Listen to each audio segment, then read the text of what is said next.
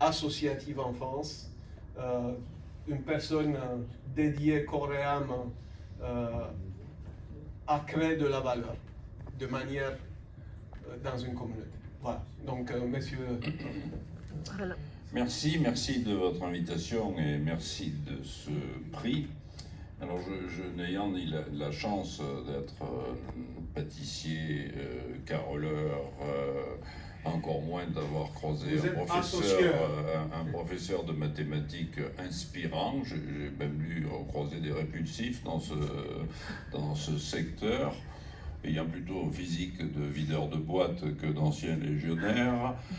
Je me dis que l'excellence, sans doute, revient à l'institution. Le groupe SOS est une grande ONG qui a 40 ans cette année, ce qui ne me rajeunit pas, mais que j'ai créé avec l'idée de mettre l'excellence au service de tous, et en particulier des plus démunis. Nous étions deux, nous sommes 24 000 salariés aujourd'hui. Nous sommes dans 50 pays, nous avons des accords avec 104 organisations de la société civile dans les pays de l'Union.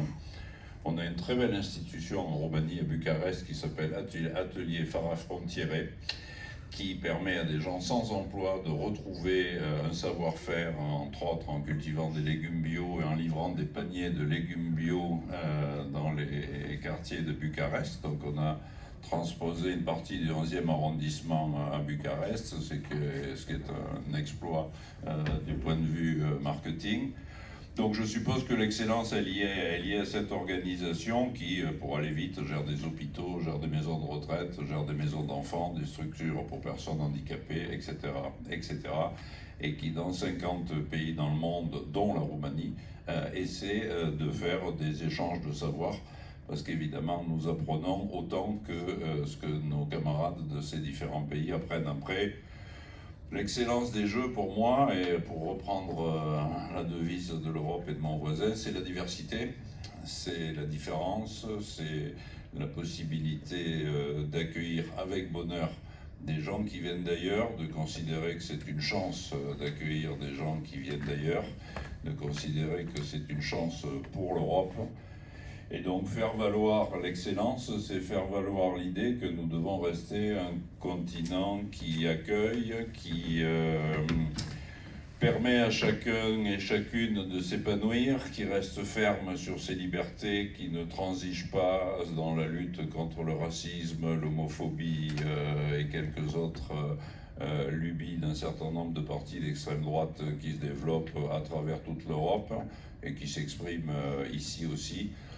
La diversité, le handicap, ce sont des sujets qui nous occupent tous les jours, et donc s'il y a eu un prix de l'excellence, c'est les valeurs européennes dont parlait mon voisin, qu'il faudra défendre demain plus qu'hier, parce que l'innovation, l'excellence, ça doit être au service de l'ensemble de la société, ça doit être un vecteur de lutte incessante pour l'acquisition des droits, pour faire en sorte que l'IVG soit possible partout, pour faire en sorte que nos valeurs européennes prennent le pas dans le monde. Et encore une fois, il s'agit de l'excellence de nos idées, de nos envies, de nos aspirations.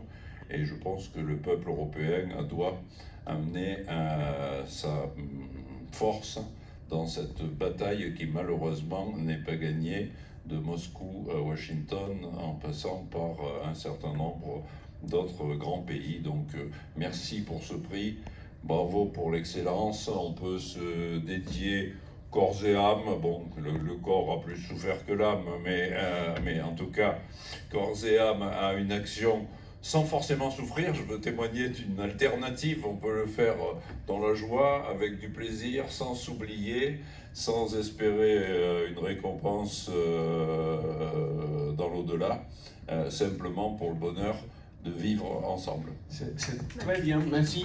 C'est très bien parce que vous avez